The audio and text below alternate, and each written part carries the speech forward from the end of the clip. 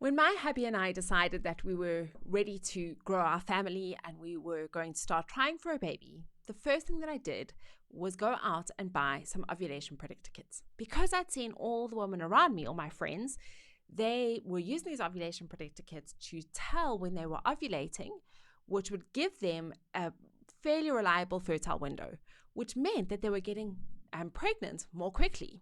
So I thought that was a great idea. Little did I know that this can be a little bit complicated for women with PCOS. So that is what we're going to be talking about in this video. I'm going to tell you exactly all the details about ovulation predictor kits, their reliability for women with PCOS, and we're going to look at some alternatives. So if you don't know me, welcome to my channel. My name is Taryn. I'm the founder of PCOS Diet Support. I'm a woman with PCOS myself, and I'm a certified nutrition coach. So if you have any questions about PCOS, or you have PCOS yourself, I really want to encourage you to subscribe to my channel, hit the bell for notifications of when new videos are released every week. Right. When we are thinking about ovulation predictor kits, the first thing the question that we are going to be asking is, do they work for women with PCOS? So we will be answering that question in this video. But before we get there, you might be wondering, what the heck is an ovulation predictor kit? Well, I bought one from a shop, from my local pharmacy. My one that I could find looks like this. It is a test with a whole sample window and a window for the control on the test. And there is a little pipette where you can drop urine onto the sample. Some of the tests that you might find on Amazon may look something more like this, where you actually take a sample of urine and you dip the stick into the urine, and that will give you a reading. Now, you might be asking, how do OPKs even work? Well, the thing is that OPKs are, it's a urine test. So what you do is you take a sample of urine, normally not the first urine of the day. Generally, it would be at the same time every day. Normally about 12 noon seems to work pretty well. You would take a sample of urine at 12 noon. You would either drop it onto your test, or you would dip the urine stick into the sample, and that will look for a level of luteinizing hormone. Okay, so OPKs are testing for luteinizing hormone. Now, we're not going to get complicated, but I want you to see this is a woman's regular menstrual cycle. I want you to see that at around 14 days, at around the time of ovulation, the blue line is luteinizing hormone, and you get the spike of luteinizing hormone when ovulation is on its way. Okay, so it's a really good way of telling if you might be ovulating, and that is what these tests are looking for. But we do have a problem. That's not what I wanted to show. We do have a problem with women with PCOS. Ovulation predictor kits are not generally reliable for women with PCOS. And the reason is, and this is from a website called Young Women's Health. What I want you to see is that women with PCOS tend to have high levels of luteinizing hormone all the time. So we are not going to necessarily see a spike.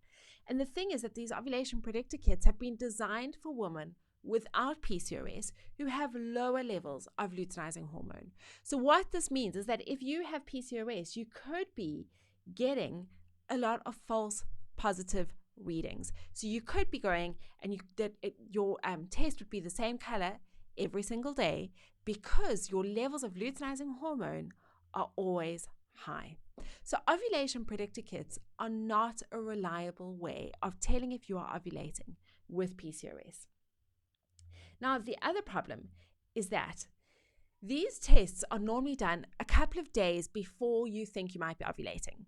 So if you monitor your cycle and you tend to have a regular cycle of 28 days, then normally you would start using these tests at around day 12 of your menstrual cycle, and you would use them for 4 or 5 days to test that ovulation is coming. But what happens if your cycle is completely missing in action, which is so common for so many women with PCOS? How do you even know when to test with these ovulation predictor kits?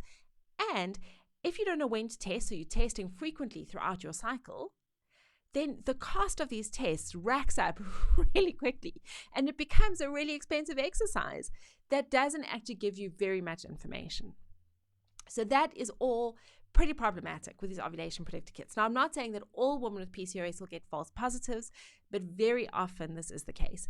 If, however, you are one of the women who do have a regular menstrual cycle with PCOS, so you may still have cysts on your ovaries and you may still have signs of high androgen levels, but come rain or shine, every month you have a regular cycle, then these ovulation predictor kits are likely to be more reliably accurate for you.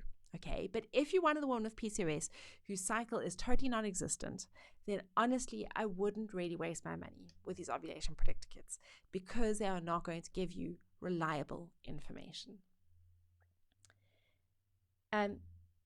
So the other question is, how much do these OPKs cost?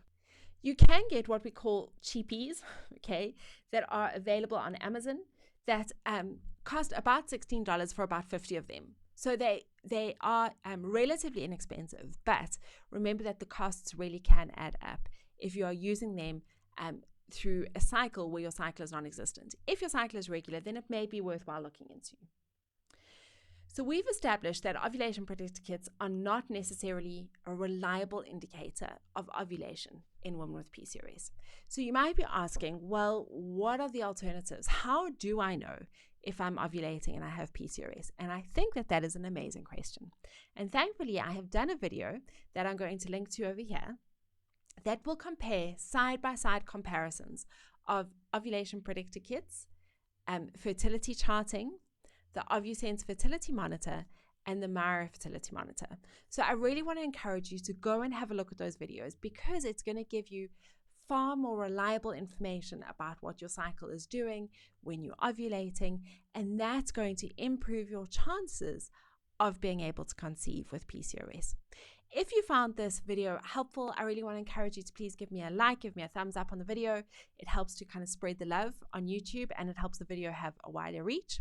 And I will look forward to seeing you in the next video.